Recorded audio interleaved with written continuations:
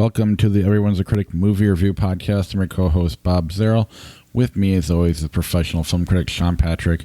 Visit us at ihatecritics.net, everyone's a critic podcast.com. We're on Facebook, Twitter, Stitcher, Instagram. Facebook, Twitter, Instagram. We're social media apart right now, okay? Our handle is Critics Pod. You can listen to us at Stitcher, Apple Podcasts, Google Podcasts, Spotify, Alexa, all your podcatchers. Rate and review the show and give us a 5-star review. You'll be the next one to do that. We'll get a copy of the 4K Blu-ray version of I Spit on Your Grave. So we will read as a commemoration of our episode more than anything.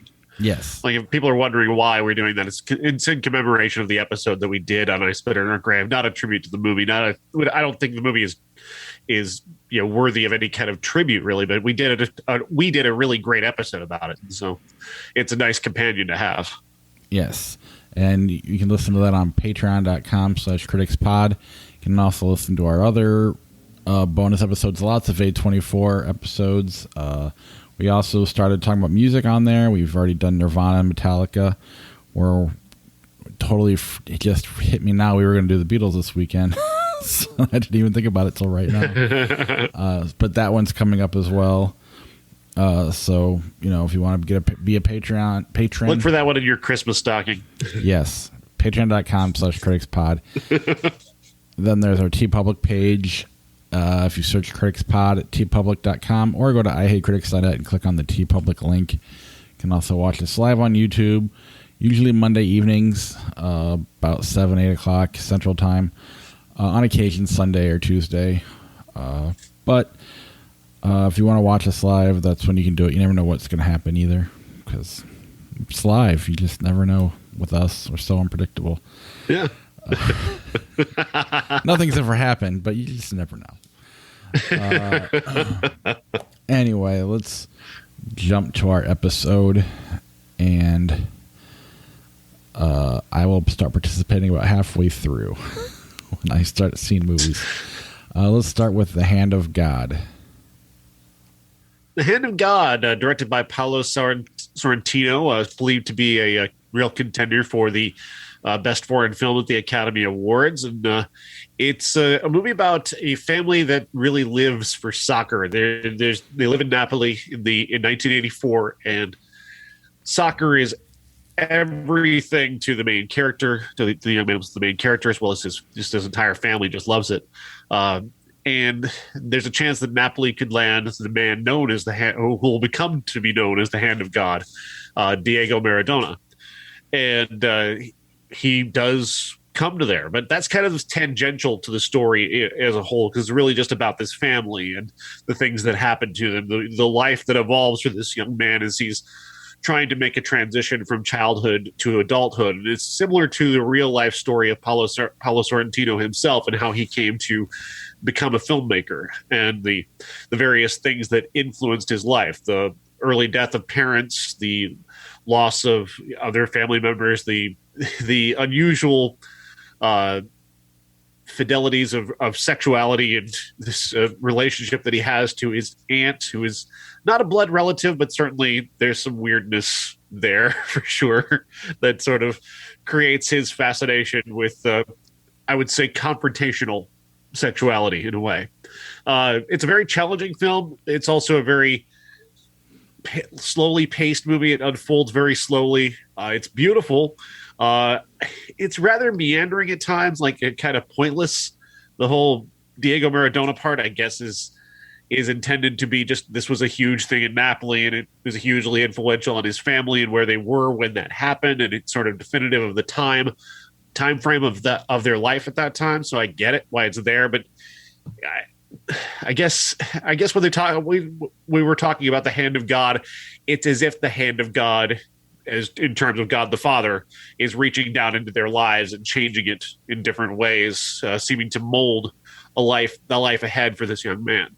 And so that's kind of a double meaning to Maradona's arrival and to God intervening in his life and changing it forever with the death of family members and so on, and how that affected him. I think it's a very good movie. I don't love it. Yeah, so it's not a religious movie, and there's faith in it, but it's not faith based, or is it? Right, it's not faith based at all. No, right.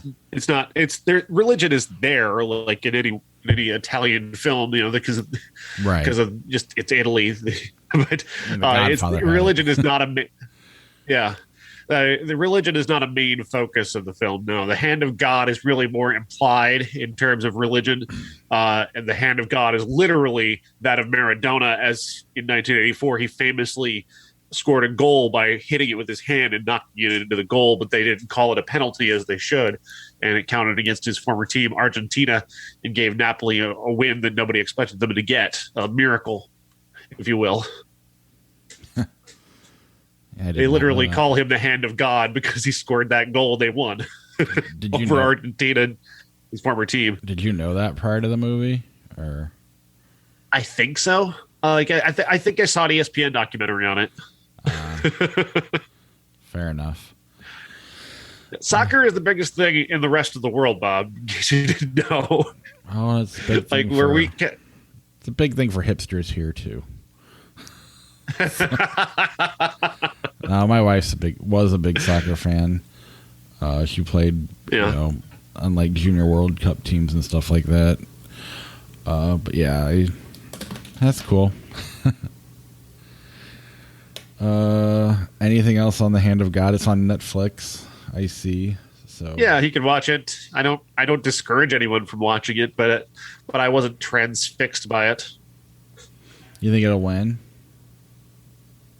Probably. It's got that kind of middle of the road quality that more people tend to move towards than away from, like something like we'll talk about next, which it's not going to it's certainly not going to bring people together.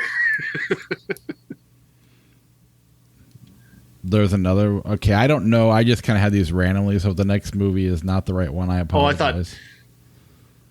I thought you had Benedetta next. I actually do. In your lineup there. Okay. I mean, this is Paul Verhoeven, so I was kind of shocked. It's French, actually. So it's French and set in Italy for some reason. You can figure that out. Benedetta is a movie about a nun in the 1600s, in the plague times. She goes to the church as a very young child, is basically sold to the church as if she were being wed to God via a dowry. She lives at the church. She grows up. We don't get to see her grow up. We just arrive there, and sort of she has several kind of one particularly seemingly miraculous incident on her way there where she seems to cause a bird to shit on a guy's face. And it saves her family from being robbed. She ends up going to the convent. Charlotte Rampling is the mother superior there. They take her in. They essentially buy her, and she becomes a nun. And she stays there for many years. Years later, she starts to have these visions in the night of Jesus, like coming to her as a physical form. And there's some very sexual chemistry between she and Jesus in these moments. But she's also having these sexual feelings for this new nun, this young woman who comes to the convent and is purchased by the convent to help her escape from her violent and rapist father. They begin a sort of a relationship that develops into sex, while also Benedetta is predicting things. She starts to have the stigmata where cuts appear on her hands and feet and her head, but there seems to be evidence that maybe she did this herself, like she may have cut her own hands and cut her own feet and cut her own head. And so there's a lot of doubt there, but that's kind of the point, is creating doubt, but also, is it real, is it not? And then her explanation that I did this, but God had me do it. He put me into a fugue state and caused me to do it. So again, there's a lot at play here. That's really, there's a lot of big questions, but a lot of this is just Paul Verhoeven jerking off. I mean, there is some hardcore lesbian sex in this movie, just hardcore, like pornographic, basically lesbian sex. And I know he's trying to be provocative, but some of it comes off as very much him just really, really enjoying himself. He has the young girl, the girlfriend, I can't remember her name, the young girl's name, but Benedetta's girlfriend essentially carves a wooden figure of Mary into a dildo and uses it on Benedetta so they can see God together.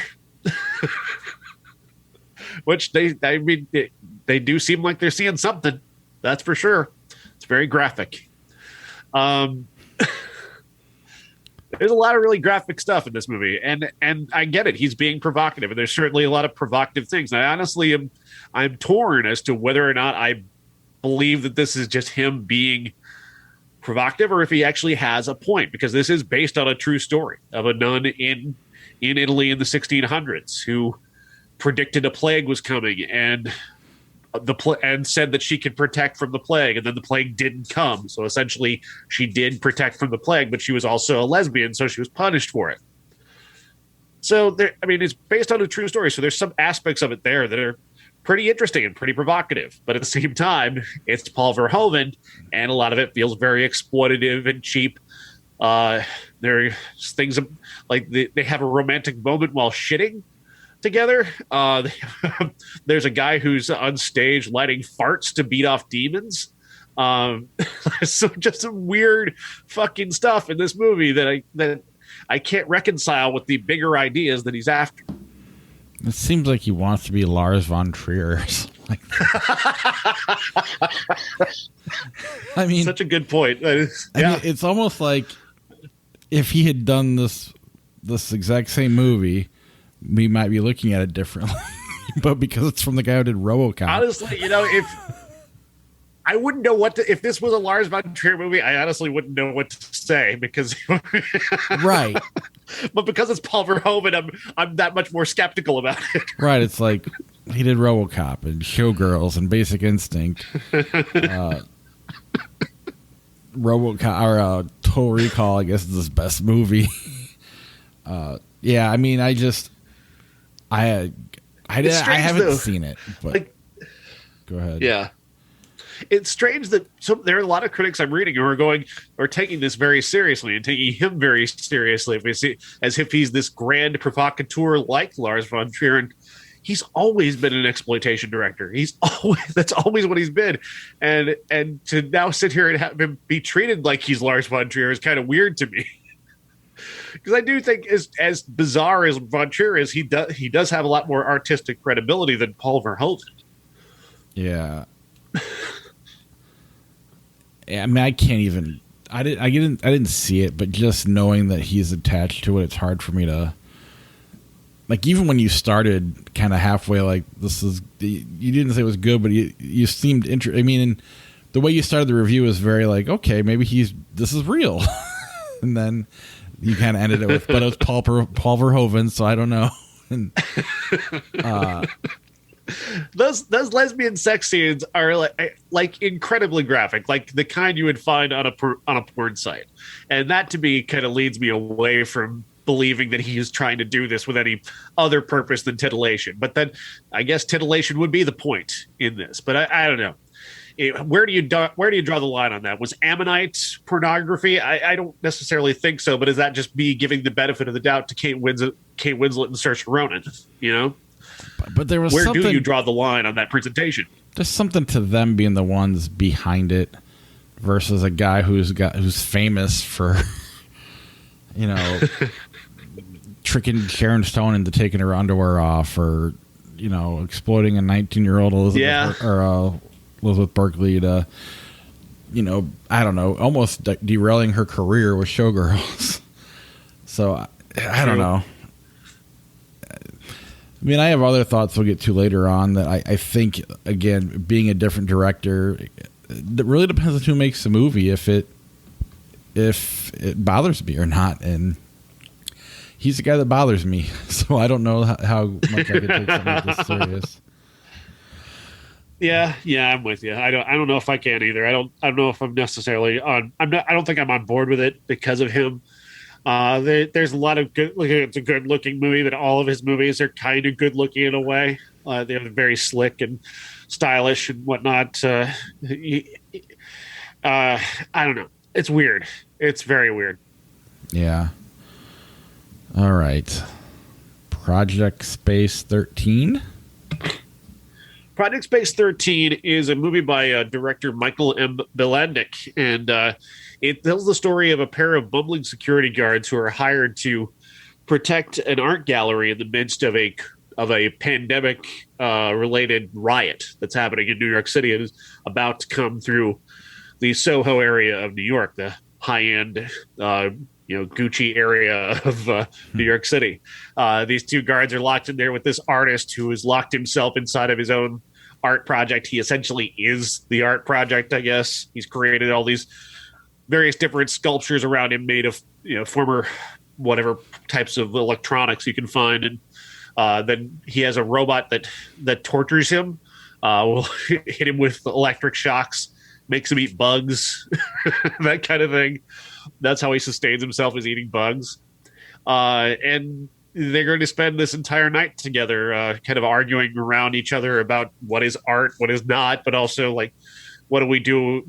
What about violence? Do we get violent with these people if they try and get in here, or do we not get violent? A lot of interesting questions. 3 pretty unique characters, and certainly not a story that is often told, I guess, with these types of characters. They're very unusual, all of them. There's a lot of big ideas, but what does it come to anything?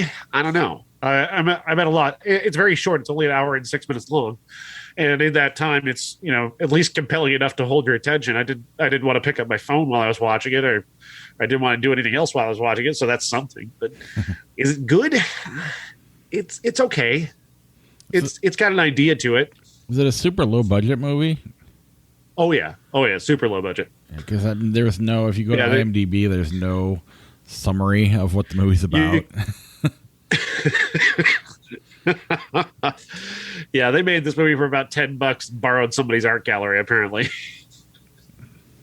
Well, that at least that's points for me. I know it shouldn't be, but I always tend to give somebody like that the benefit of the doubt, even if the movie is not quite as strong.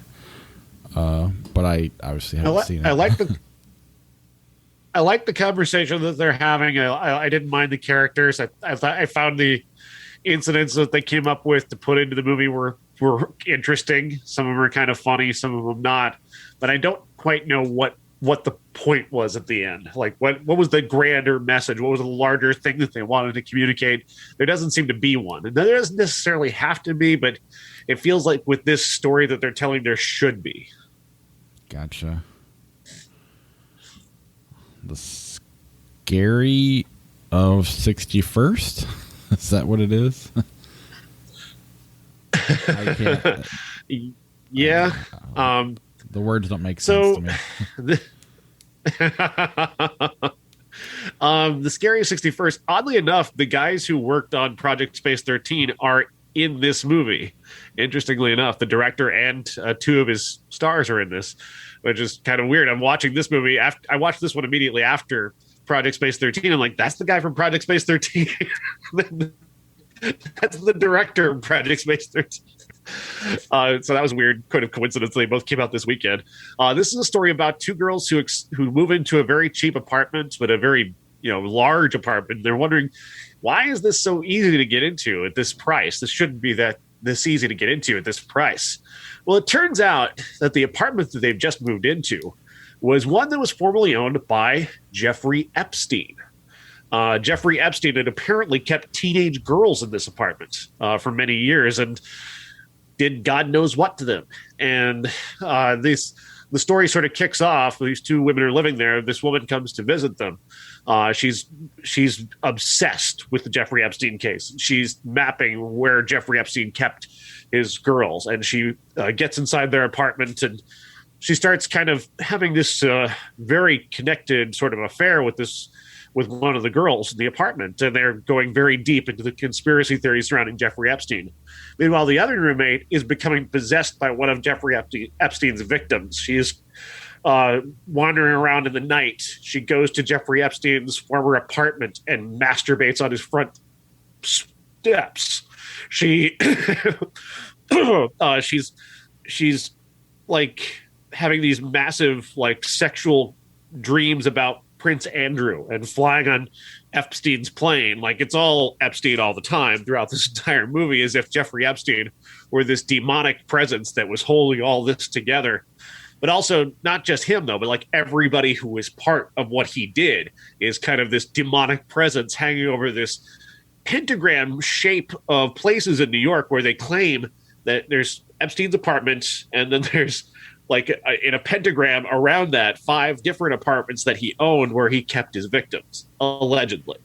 This is all like if somebody really actually went really deep in on a Jeffrey Epstein conspiracy, this is exactly the kind of thing. So it's as if this director kind of thought, what would it be like if I actually played out these conspiracy theories to their most ridiculous degree?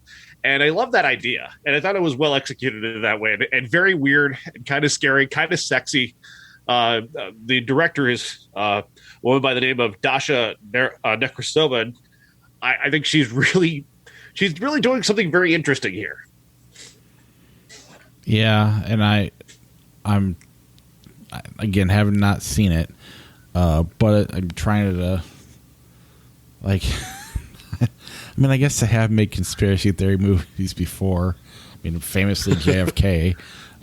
Yeah, but this is like going on right now, the trial and all that. I know.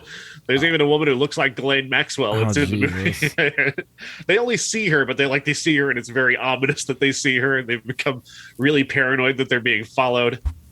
And that plays in. It's a whole thing. You mentioned Prince Andrew. Do they go over anybody else, Clinton or Trump or anybody else, or not really? They mentioned Clinton. I think they mentioned Trump. They don't really go into anyone other than Prince Andrew very specifically. They go in on him pretty hard, but only because she chooses to masturbate with a Prince Andrew spoon from his wedding. I mean, I'm like super uncomfortable even just thinking about this movie. Maybe that's the point. That's the point, yes. Be uncomfortable. And I was about to make a joke right when you said Jeffrey Epstein's apartment. I'm like, I'm not going to say it now. I thought I was going to say Paul Verhoeven's apartment, and then it got very real very quick, and I'm just like... Oh yeah, yeah. It gets weird too because the girl possessing the roommate is a very very young girl. Wow. By apparently her admission as she talks about it. So that just adds a whole layer of discomfort that is actually quite. It's all very subversive, which I kind of dig. Now, neither you or I can really answer this question, but I'm going to ask it anyway. If you were a victim, what would this movie? Would it bother you? Would it?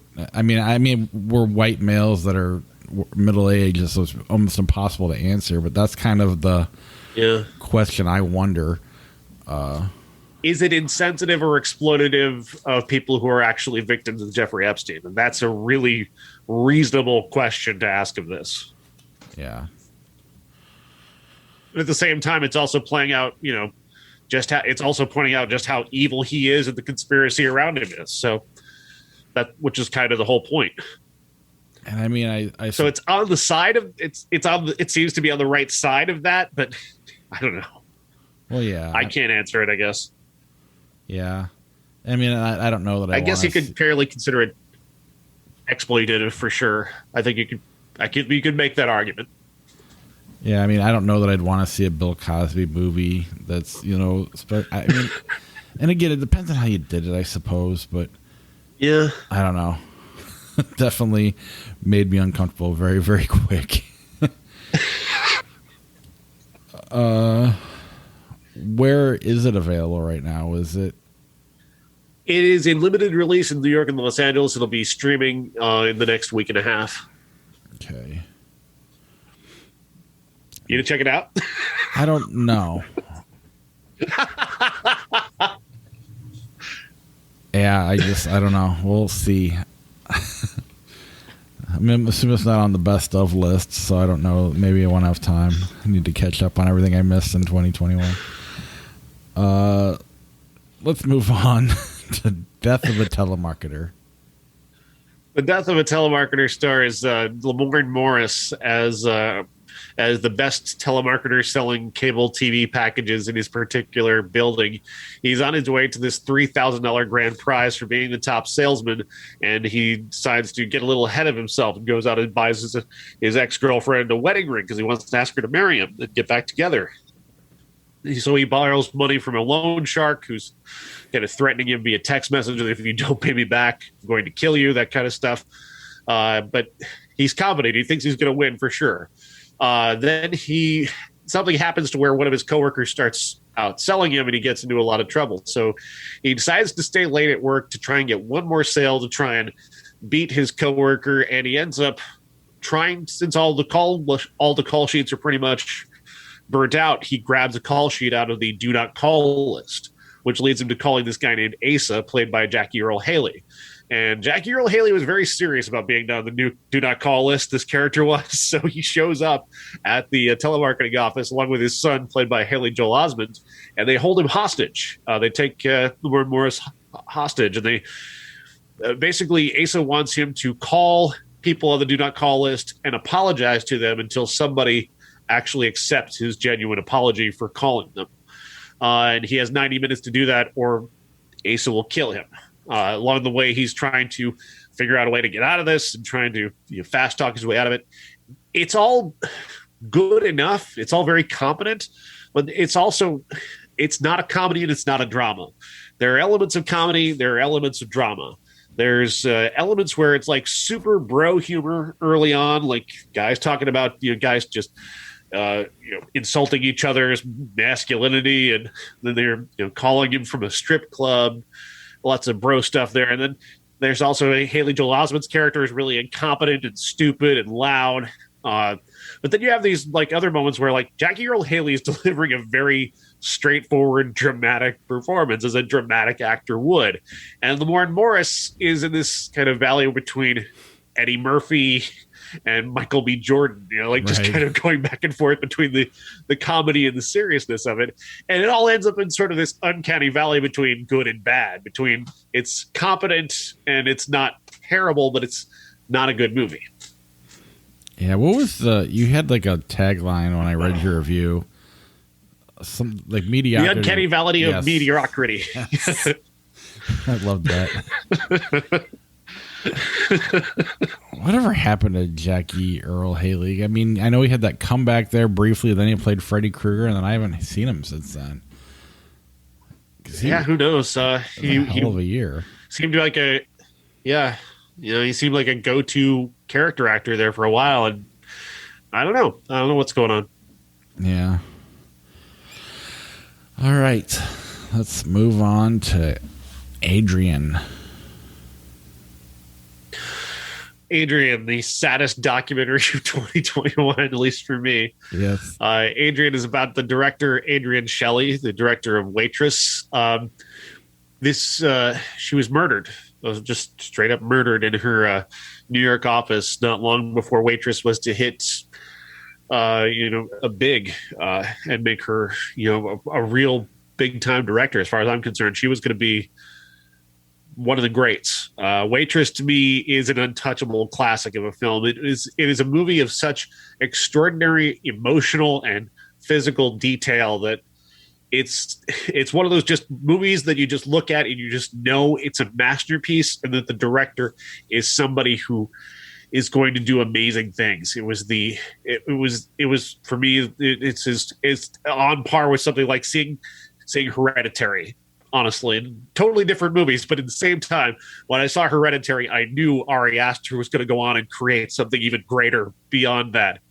And I know that Adrienne Shelly was going to go on and create something even greater beyond Waitress, because that much attention to detail in both character and in just presentation, people forget just how great looking Waitress is, on top of being just so emotionally superior to so many other movies. And that's just it's a sign of an auteur, just a director as author, just somebody who just has it. And this documentary is all about, it's basically like a true crime documentary and a biography, taking you through her life, but also taking you through her death. Her husband directed this movie, and he takes us to meet the man who killed her. We go into the jail. He sits down across from him, and they talk. And it's very uncomfortable, and also very, very fascinating. Just fascinating. Andy Ostroy is a pretty brave guy, and he's gone to a lot of very, very good and interesting places here. It's very cathartic. It's incredibly emotional. It's very detailed. It's a perfect tribute to her. I think it's amazing. Yeah, I have no idea if the documentary is any good or if it is trying to say anything other than it's just really, really sad. I mean, it is one of the saddest documentaries I've ever seen. He definitely, I mean, he just is, he's pretty much naked making this movie. I mean, he's wearing everything on his sleeve, every emotion. He's mourning right in front of the camera, trying to deal with what's going on. It's as honest as it gets. Yeah. I don't, that scene where he meets the killer is like, I don't know what I wanted out of that. It was just, I wanted it to be over, you know. When it happened, I got really nervous. I didn't want him to go in there. I wanted him to back out. I didn't really want to see this confrontation. It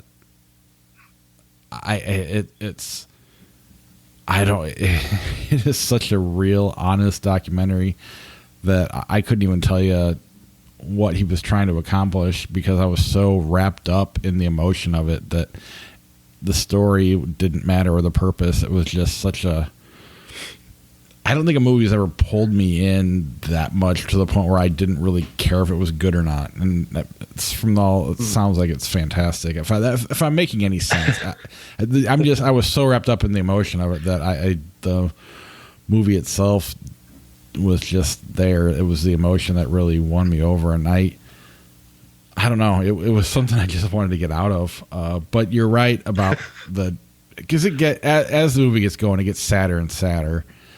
And and I mean, he just goes to everybody and just flat out, they just start talking and what they were doing the day she died, how he interacted with his daughter. He has recordings of their conversations from right when she died till the rest of her life, up until where they're at now.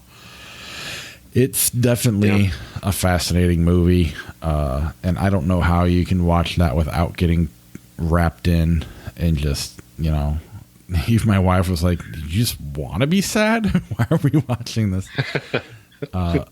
Because it's back to your point. She was, Richard Linklater, Sofia Coppola. Those are just two names that pop in my head. Ari Aster, any one of these famous, auteur directors that just own their movies, and Jason Reitman, and it was just taken away with, it's not fair. When I saw Waitress, I didn't know the story. I didn't know she was dead. I didn't know who she was. So it broke my heart so much watching that movie and realizing at the end that she was gone just killed me, because I just adore that movie. It's just one of the most emotional experiences of my life, watching that movie, knowing that she was already gone by then. Yeah, it was devastating because that movie is so brilliant. Well, and to my point, I get emotional just thinking about that movie. Well, and my point is, I didn't know, so there's definitely I'm not bringing her death to that movie. The movie by itself worked so phenomenally that I found out years later that she was gone. I mean, I just wasn't familiar with her or her work at the time, and she had a huge career before that. I just never really paid attention. I was also younger then, throughout the 90s, and I saw certain movies. But Waitress is phenomenal. It's now a Broadway play. And this, if you have HBO Max, and it's interesting. It's sad. It's not many documentaries go where this goes, and some try, but the level of honesty that this has can't be beat. Maybe it can be, at best you can match it. You're not going to get more honest and real than this, and that's pretty impressive. I definitely admire him doing this. I don't know that I could. This would have been a hard movie for a lot of people to make, and he definitely did it. Very impressive. Yeah. All right. The Power of the Dog.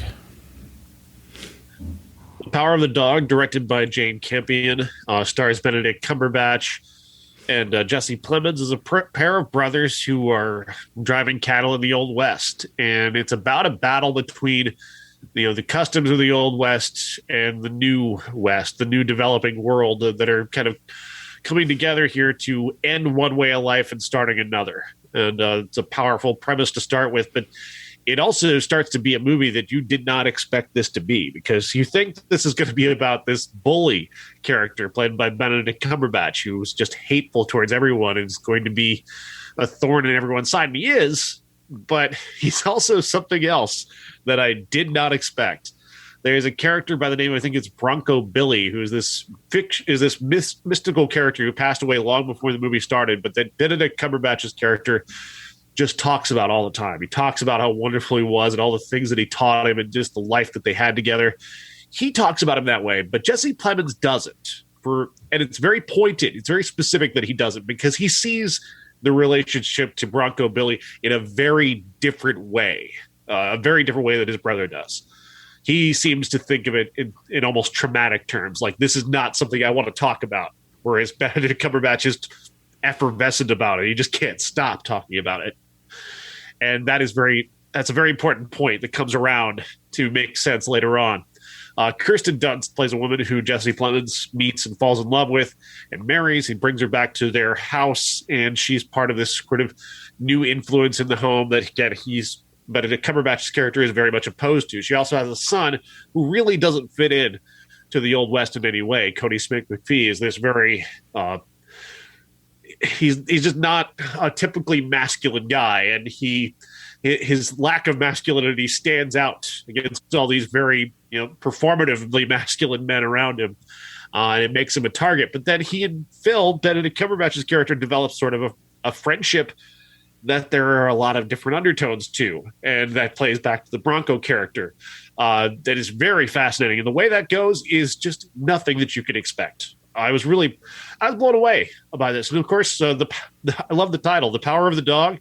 I went deeply religious in my review and going through that and the religious, what that means and who stands for what. And I love the depth of that. And Jane Campion is great at creating depth in that way. This is an incredibly compelling movie. This is the best performances, I think, of Benedict Cumberbatch's career, as far as I'm concerned. I think he's made a lot of bad movies. I know a lot of people don't like to say that. I think he's made a lot of bad movies. This is a really great movie. Yeah, it took me a while because I've kind of defined Benedict Cumberbatch, and that's what he is when I watch the movie. And this role is not in that definition of what I've put on Benedict Cumberbatch. So it took me a good half an hour to break my opinion and stubbornness that I had towards him as an actor. But Jane Campion did. And I honestly wasn't all that familiar with her work. I'd never seen the classic before that we're going to talk about later.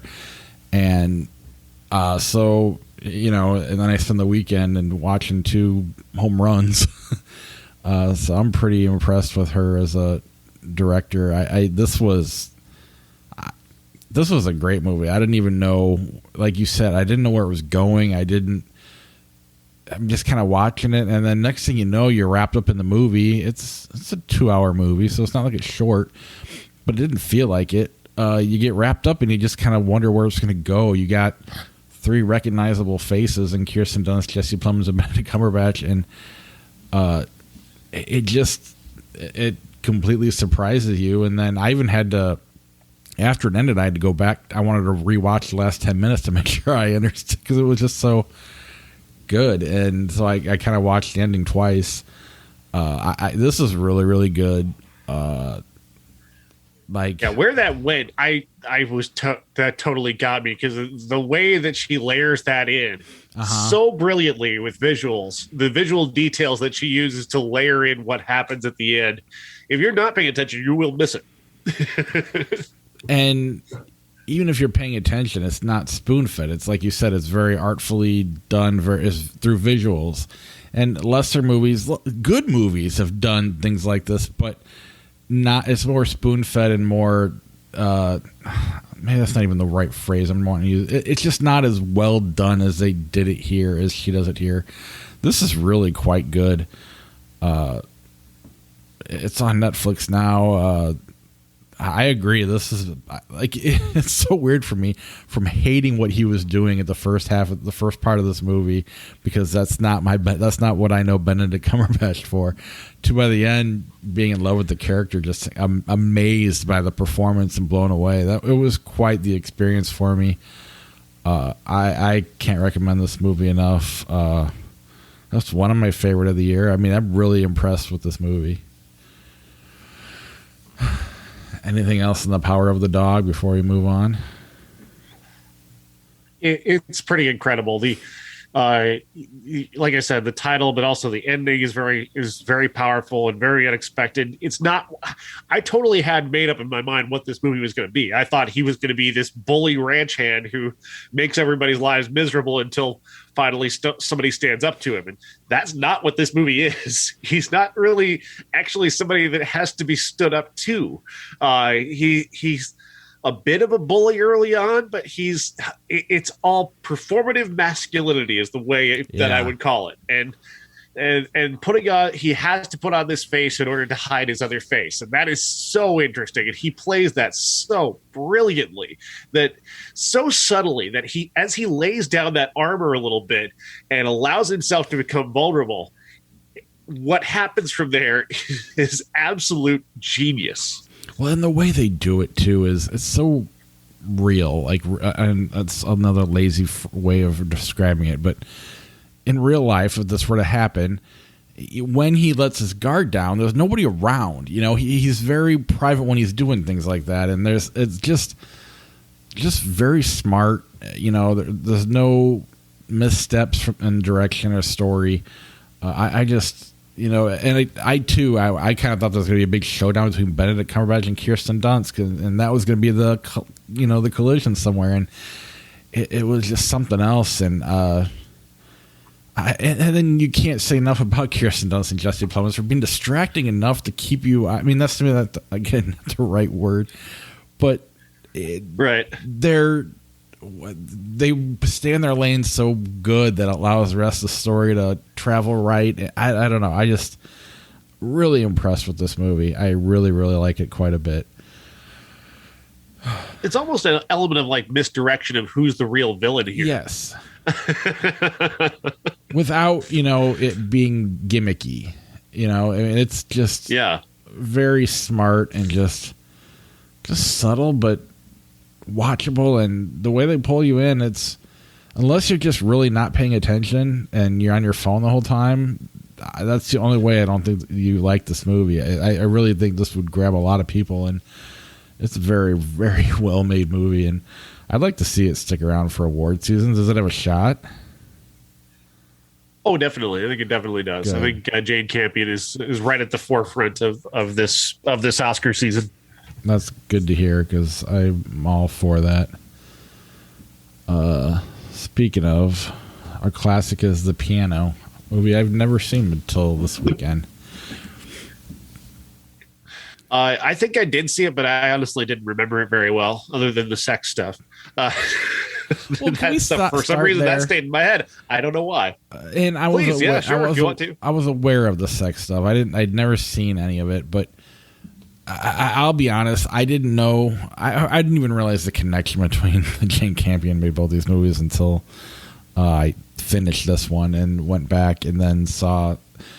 So I didn't know the connection. I also hadn't seen The Power of the Dog yet after watching this. But right off the bat, Miramax, and then it's all. I was just so uncomfortable, and we had just watched the Adrian documentary and how Harvey Weinstein was trying to add nudity to one of her movies. They were talking, and so right off the bat, I'm like, oh my god! And I didn't know a woman made this movie, and early on, I'm just like, this is not. I don't know how I feel about this, and then all of a sudden, it's like only a movie like this could be made by a woman. You can't, and I don't. I'm trying not to be offensive when I say that, but I don't want to see, Martin Scorsese make this movie. This would be very uncomfortable for me to, in the wrong hands. It wouldn't be as well made. I believe it really is like the male gaze when you get down to it, and the way that changes how a particular scene is viewed. It makes it more salacious when a man might make different choices in how they shoot that nudity, or how they portray the sexuality of it. Yeah, the nudity in this literally is you could screenshot it and make a painting of it and hang it on your wall. That's how artistic every frame of it is. None of it is Paul Verhoeven drawing Mother Mary and dildos. That doesn't exist in this at all. It is 100% artistic. Right. And I just it from the male nudity to the. I mean, it was just really. I don't know. I just it was very well done. Again. But sorry, I would just wanted if I may, I'm just for those who, no, it's fine. I understand. I'm with you. The story here is that a woman is married off to a man who lives in New Zealand. She's from Scotland. She's never met this guy before, and she and her daughter will travel. She's a widow. She travels from Scotland to New Zealand with her piano. They arrive on this beach. The guy she married, Sam Neill, shows up and says, we're not taking that piano to our house. We're not going to take that through the jungle to the house. She desperately connected to the piano because she doesn't talk. So essentially, she can't speak. She hasn't spoken in years. She either speaks through her daughter or she speaks by playing the piano. And she convinces Harvey Keitel, who is kind of a neighbor who kind of works for Sam Neill's character, or they work together, I guess. She convinces him to take her to the beach so she can play the piano because it's just sitting there on the beach. And he seems to recognize what her connection to the piano is when he hears it. He knows it's beautiful. He knows she's beautiful. That's pretty much the kind of the baseline that he has. He can't read. He's not very educated, but he can recognize beauty. And that's kind of Harvey Keitel's character's entire arc, is that he sees beauty where Sam Neill just seems sort of to see function, the function of a wife. I have a wife who is supposed to have sex with me and bear my child and fix my food and be prepared when I'm prepared for whatever. The traditional, wife stuff. Harvey Keitel sees something greater, bigger, larger. He sees art. He sees love. He sees beauty. He doesn't have the words to describe it, but he knows what he sees and he recognizes it. And that's kind of the beauty of his character. And Holly Hunter embodies that, and being silent is kind of part of that. It's all very fascinating. Then, of course, you've got Anna Paquin's character, who is just the single most entertaining thing in the entire movie, just this vibrant spirit who is running throughout the entire film, stealing every scene and being the most charismatic person in this group of very good actors. So that's really, that's my takeaway on the piano. Yeah. Did she win the Oscar, or did she just get nominated? I believe she did. Yes. I believe she won. She was amazing. One of the best, if not the best, child performances I've ever seen. Very, very good. I don't know. The whole Harvey Keitel arc just made me very and I'm struggling today, so forgive me, audience. But again, with the Miramax logo popping up at the very beginning, and throwing Harvey Weinstein, the fact that he never thought he did anything wrong. Everything he did, he thought was okay. And then you throw in the Harvey Keitel character, who's not educated. He's not a star. He's almost God, where are you going? No. But my point is, Right. it's showing how, he doesn't know better. The things that he does, he's so low, Yeah. On the intelligence spectrum that it's just an honest reaction, and he's basically an animal when he's acting the way Earle in some of the things he does, and then to just know Harvey Weinstein's doing this shit for real in real life as a millionaire, it just, I don't know, it was definitely sitting with me the entire movie. And again, another thing that Jane Campion has to break from me and takes and is able to get that out of my head after about the first half an hour of the movie, similar to my Benedict Cumberbatch bullshit I had on the other movie. I really thought this was really good. I thought it was entertaining. I never got pulled out of it. It just kind of pulled me in and broke all my misconceptions or things that were bothering me as I was watching it.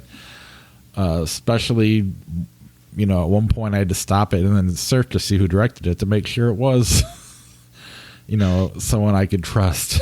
So, I don't know. That's fair. Man, sorry. I really am struggling today. Forgive me, everybody. But these are honest reactions that I'm giving you. Yeah, no.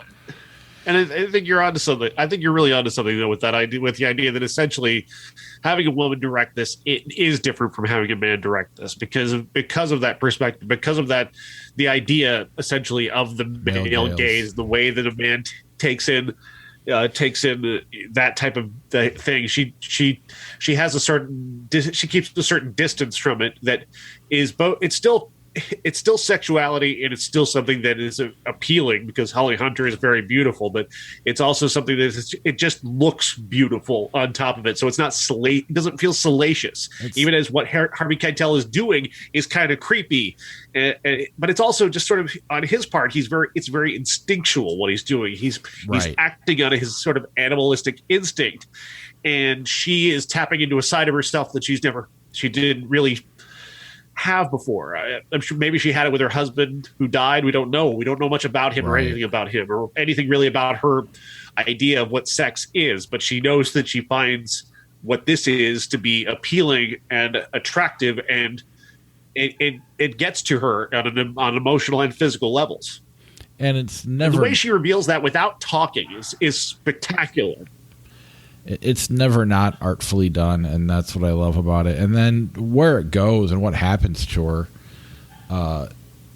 is I loved how it ended. I loved it's heartbreaking yet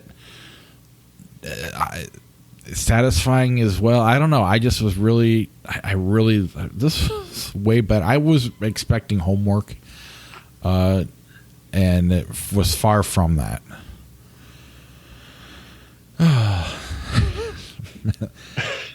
Anything else in the piano before we move on? This feels almost like we're filming one of those YouTube reaction videos where two white guys watch the piano. It's not that.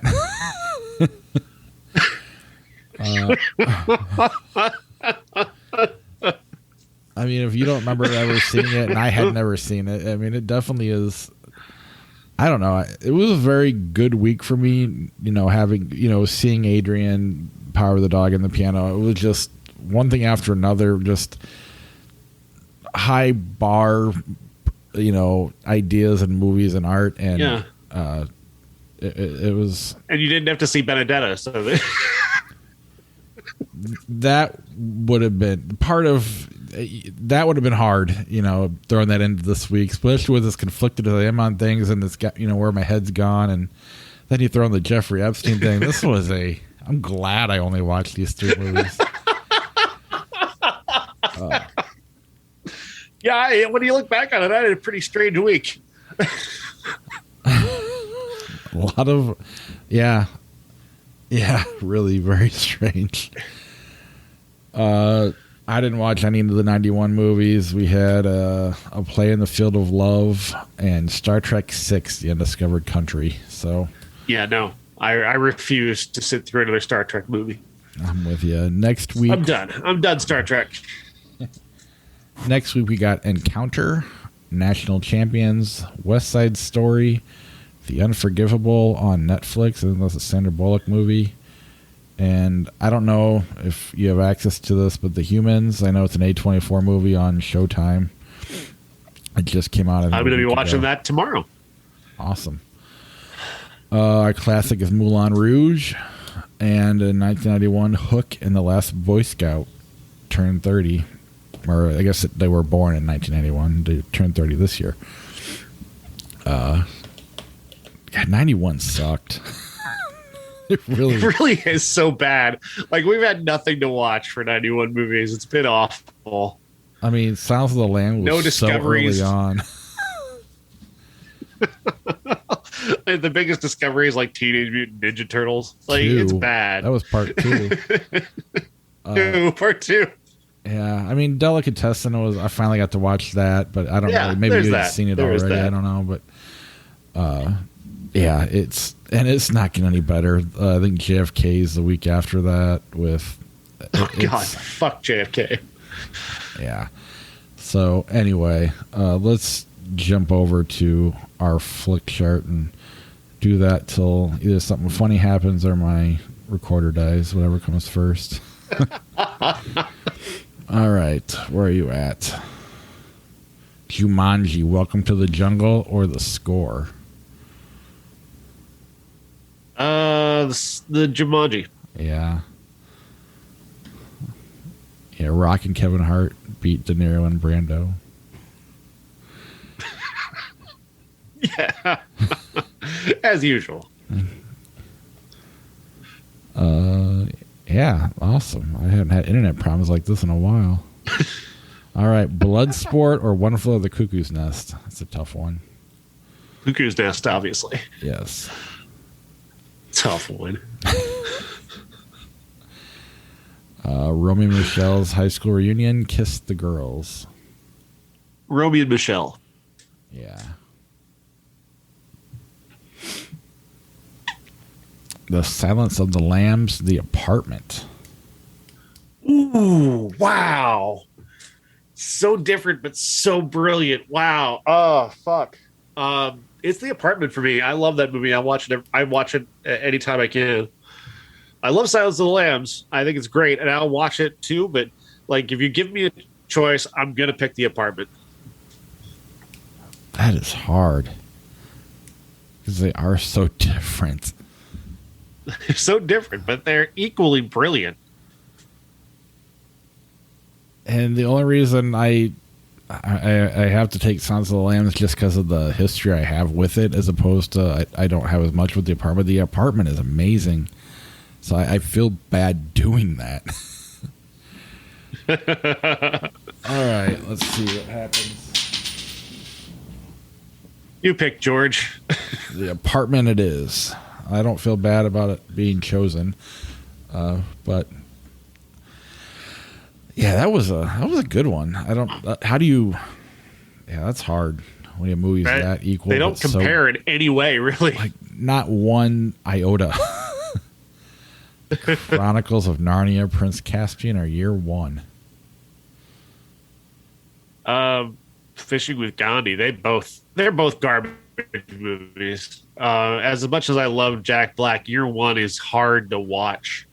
It is that level of bad. And Prince Caspian is, I mean, it's a sleeping pill in movie form. All right, we'll just get rid of them. The Virgin Suicides, Shallow Hal. Virgin Suicides, but I love Shallow Hal. I think that one's actually very funny. Yeah, I think it's very underrated. Frequency Shooter. Frequency. Even with that fucking weirdo in it. Friday the 13th, Final Destination 2. Friday the 13th. Oh, wow. Just because it's a classic, I guess. Final Destination 2 is Final Destination 2. People Yeah. at least remember Friday the 13th. Yeah. Star Wars, The Lake House. I can't think of the Lake House without thinking of the How Did This Get Made episode where I think it was Jason Mantzoukas suggested that Keanu Reeves should stick his dick in that post office box to see what happens. Ever since that, I'm like, I can't even look at that movie without just laughing. It's Star Wars. I'm not going to vote. I'll just let you have it.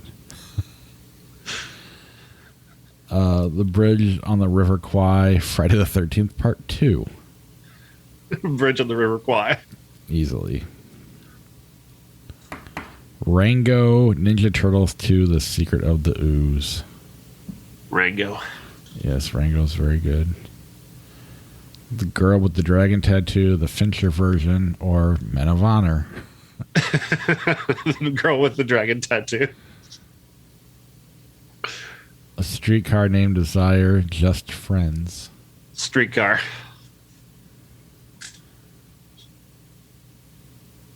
Yeah. The Third Man, A Walk to Remember. The Third Man. Yes. The Incredibles, Copland. Oh, by the way, in that Beatles documentary, Yes. there's a moment in there where they they're noodling around and they just start playing the theme for the Third Man. It's so cool. Oh, wow. I haven't watched it yet because we have Hulu through with Disney Plus and all, but I can't get it to play on my TV. I can only get it to play on my phone. So I need to possibly cancel it. I tried bundling everything. If I had them separate, it worked. But when I bundle it, for whatever reason, I'm having trouble. So I haven't watched it yet. I did watch the Get Back little clip where Paul's just kind of playing random bullshit. And next thing you know, they're playing Get Back. Or they wrote it. I thought that was pretty amazing. Yeah, it is. Incredibles. Yeah, as much as I want to. I don't love Incredibles, but it's better than Copland. Copland's a movie I've defended forever, and I know I can't defend it over certain things. Captain Fantastic, Liar Liar. Captain Fantastic is a movie that is so far up its own ass that I would pick Liar Liar over it. Yeah. I did not like that one. Kung Fu Hustle, Identity. Identity. I don't understand what people like about Kung Fu Hustle. I'm sorry. I know I should, but I don't get it. Here you go. Howard the Duck or Jingle All the Way. Howard the Duck. Yeah. Just because it's got duck boobs. Just because some weirdo was making a kid's movie and thought, you know what this duck needs? Boobs. You fucking weirdo. Congratulations. You've stayed in my mind for over 35 years. Is Paul Verhoeven at all involved in Howard the Duck? Or Ronnie Harlan or any of those guys? The Jackal, Old School. Old school, but only the version I remember in my head 20 years ago. Yeah. Not how it actually is. It is weird though, going back to it and we didn't like it. Yeah. But it hasn't I can still go back to that time and remember having fun watching it. I don't know, some reason that still sticks with me. But anyway. European Vacation, Minority Report. Minority Report by a lot. I've never seen it, so I will let you have it. The Expendables, My Girl. My Girl. You just love when he dies, all right? The Bees. His glasses. He needs his glasses. That'd be great if in the Expendables one of them dies and like Jason Statham's like his glasses. His gun. He needs his gun. Where's his gun? He's just crying. He can't control himself and he just wants to give Stallone his gun. He has to be buried with his gun, man. Maybe in the new one, because I think Stallone filmed for like one day, from what I understand. And then he went on to some QAnon thing. Did you hear about that? No, what? Stallone went on some yacht or something like that, and he had a Q on his polo. Oh, shit. But yeah. the name of where he was on was called the Quantum of Solace. That was the name of the yacht he was on, so that's why. And underneath the Q, it says that. But people went nuts, and he had to get on Instagram and zoom in on the shirt. Goes, no, it's nothing to do with QAnon. You guys gotta. I was just on a boat called Quantum of Solace. That's funny. Oh, that's good. But you know, of course, that's just the ship where he's hiding JFK Jr. Probably. I'm not even going to say anything about Jeffrey Epstein. But that's where my head was at. We're already on a list somewhere if we're talking about Jeffrey Epstein. It's fine. A League of Their Own, Maze Runner. A League of Their Own. The Abyss, Notorious. Notorious. Yes. Catwoman, The Hateful Eight. Hateful Eight. You know, Hateful Eight is like, it's so much better of an experience of watching a movie than even just that movie. I love Hateful Eight just for the way we saw it. Yeah, but I've gone back to I like the movie more and more too. That's the weird part. But everything Tarantino does is somehow gets better every time you watch it. Is this David Lynch movie a movie? I've never heard of it. Maybe. Right. The Gleaners and I, The Opposite of Sex. Not seen that one. I mean, I should have seen that one because it's Agnes Varda and she's brilliant, but I have not seen that one. The American President, The Opposite of Sex. The Opposite of Sex. I've never seen it. I will go with you, though. The Man from U.N.C.L.E., The Hateful Eight. The Hateful Eight. Yeah. Serendipity, Hot Shots. Hot Shots. Sorry, Josh. God, I wish he was here for that. Psycho, Shrek the Third. Psycho. The Princess and the Frog, Society? What the hell that is? Oh, God. Society is that. Oh, God. That's that. Oh. Princess and the Frog, please. Oh, yeah. I forgot about that. Oh, that movie was awful. Ugh. I wish I wanted to forget that one. All right, last one. One Flew of the Cuckoo's Nest or Jaws? Cuckoo's Nest. It didn't make it as fun as I was hoping. Why? Unfortunately, I agree with you. Well, they're both classic movies, and yeah, they are. It wasn't that hard for me though when I looked at it because I think Cuckoo's Nest is an unparalleled masterpiece. Jaws is just a really good popcorn movie. Yeah, one of the best popcorn movies. But yes, I agree. Cuckoo's Nest is one of the best of all time. All right, that's our show. We will see you next week.